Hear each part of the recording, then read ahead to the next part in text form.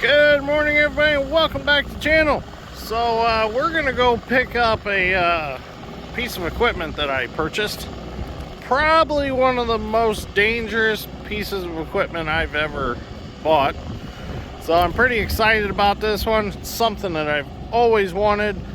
I have had in the past, I've had similar machines to this, but not quite like this one. So I'm really excited that I found one so close and so local, literally right out my back door of my house. I was looking for quite a while for one, and it's hard to find them in good shape because of their age. So we're gonna get the Bobcat loaded up. Got Dad's truck hooked to the Big Tex. I'm gonna grab my tool truck, make sure we have plenty of tools. We're gonna go pick the machine up. So yeah, I say it's a dangerous machine, but it's one of the machines that if you respect it and use common sense and safety with it, you'll be fine. Plus, we're going to be restoring it, and we're going to be adding some safety features that it does not have. So let's get everything loaded up, we'll get on our way, and we'll see what it is. When we get there, we'll get it loaded up, and we'll get it back to the shop here. Or I think we're gonna go find a building to put it in. One of the buildings it's gonna go in for a while. I don't have time to set it up right away. I want to restore it first, and it's gonna be set up at my new place. So it might be a little bit before we get to use it, but hey, we'll have it in the possession. So it's something to look forward to. So, all right, let's get going. Well, we made it. I'll show you what we're gonna get. We're here to pick up a 48-inch American economy sawmill. Now this sawmill was owned and operated by Bruce Kaiser here in Knox, Indiana. Unfortunately, Bruce has passed away. I originally found this sawmill, my grandma originally found this sawmill, I should say. She was doing some, I don't know, some kind of market analysis or something on the property.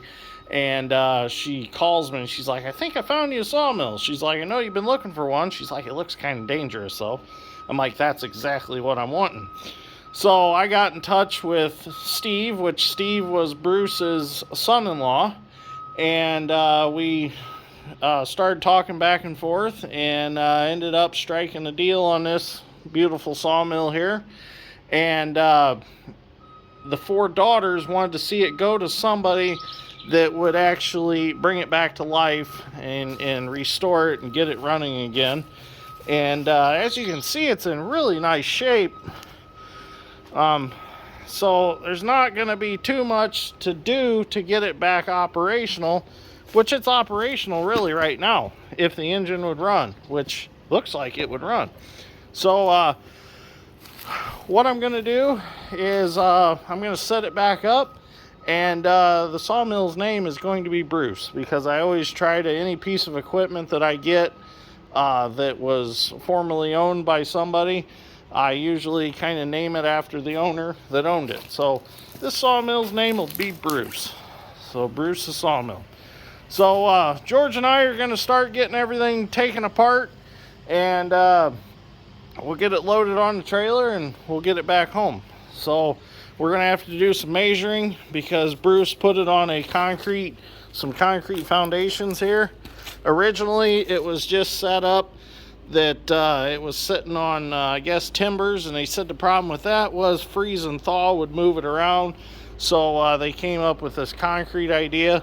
So we're going to have to do some measuring and figure out how to replicate this at my new place. And I'll have my Uncle Jamie and Cousin Tim pour me some concrete, because they do concrete work. So they got all the forms and everything we need to do it. All right, George and I are going to get started. That is a Continental gas engine. Not sure what size it is. Don't really know my Continental engines all that well. This is a blower. Looks like an old hammer mill that converted to a blower. So we got to get that all taken apart and get all this stuff taken apart, and we'll get it stacked on the trailer as soon as Dad gets here. Dad went to get a load of fertilizer this morning, and then he's going to bring the trailer over, and we'll get everything moved. So you ready, George? George is ready. So let's start tearing stuff apart. So first thing we gotta do is we need to get rid of these I-beam. These I-beam are what you put your logs on that you're gonna cut, and you can roll them over to the carriage. So we'll get them out. There's just a few bolts on them.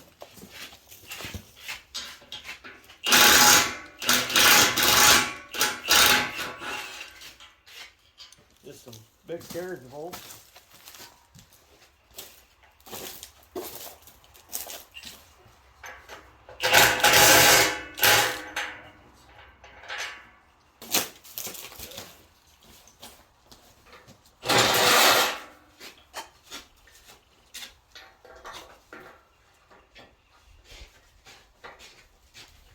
Just pop out and pick it up with Bobcat. There's one.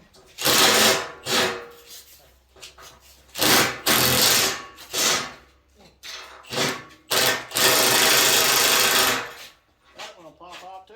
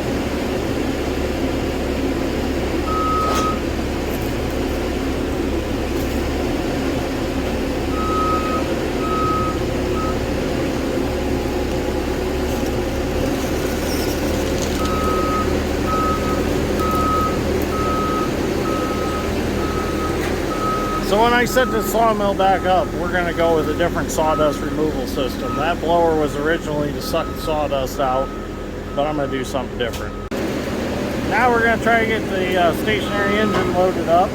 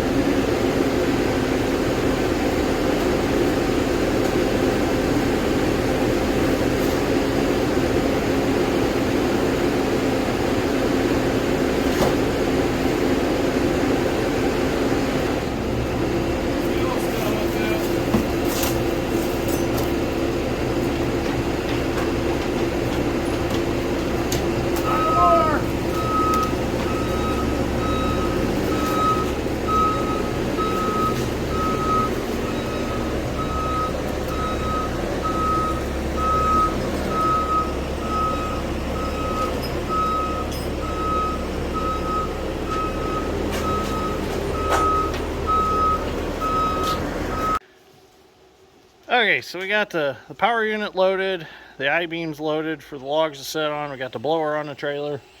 Now we're down to the sawmill itself. So now we're trying to come up with a good plan on how to tear it apart. The tracks are in sections. You can see here, Dad's already got all the bolts out of them. What we're going to do is we're going to take the cable completely out of it. We had originally thought about putting the pulleys up on top of the center section, put the carriage on the center section, and leave all that together.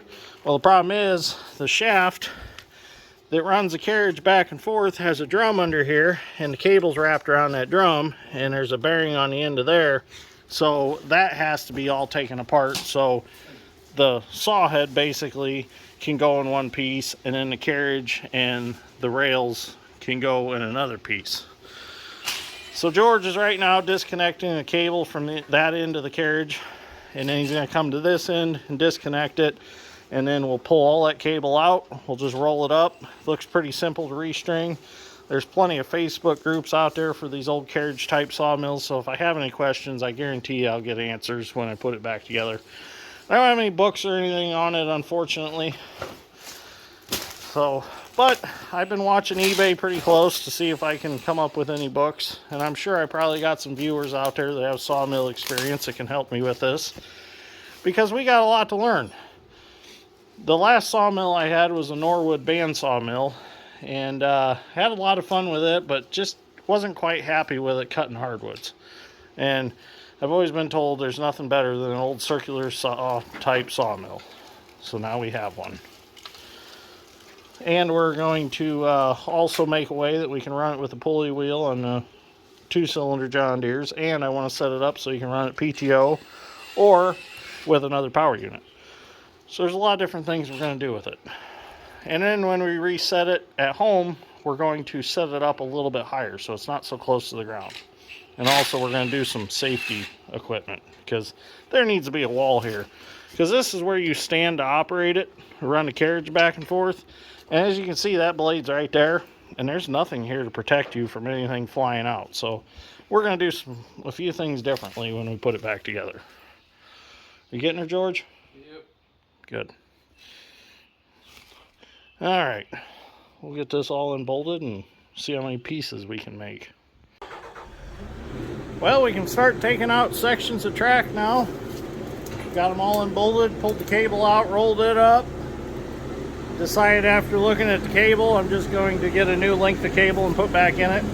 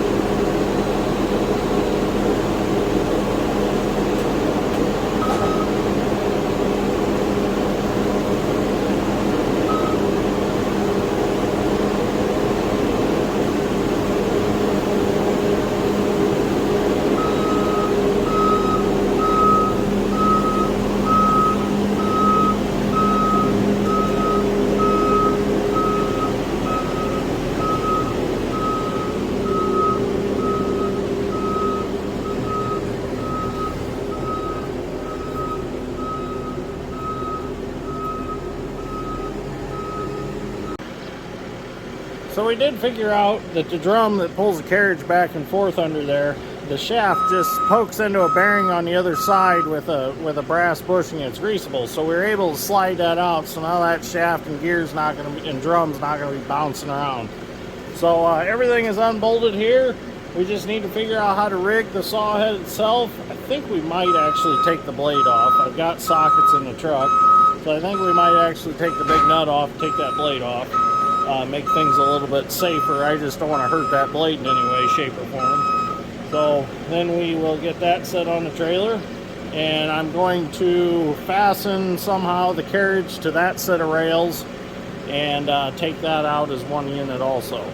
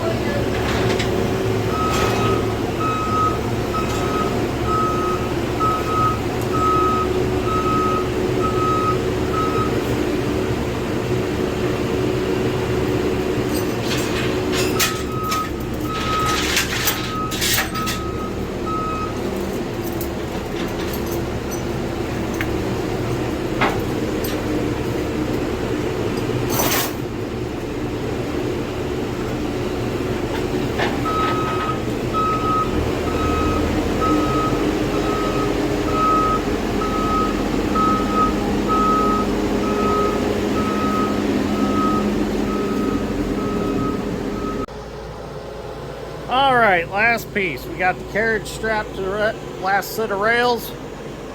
Let's go ahead and we'll pick it all up at once, take it out, and we'll stack it on the trailer.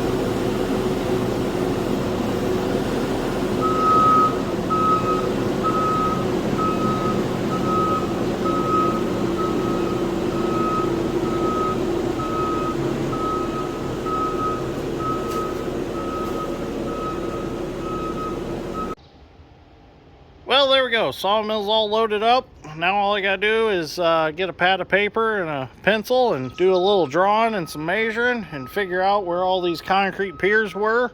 And that way I can pour them back to what this was. Might make this area a little bit different so I can get sawdust out a little differently. So it's gonna be really neat when it's all done and set back up. So I'm excited. I can't wait. I've always wanted a true sawmill and finally found one. I was just thinking earlier, I said I'm gonna probably have to seek help to put it back together, but the Northern Indiana Power from the Past, they've got some really good sawmill guys. So I just reach out to a few of them and I'm sure I can find some help. So should be no problem to get it set back up. So all right, get some measurements here. Well, here we go. Got her all loaded up. Heading back to the shop.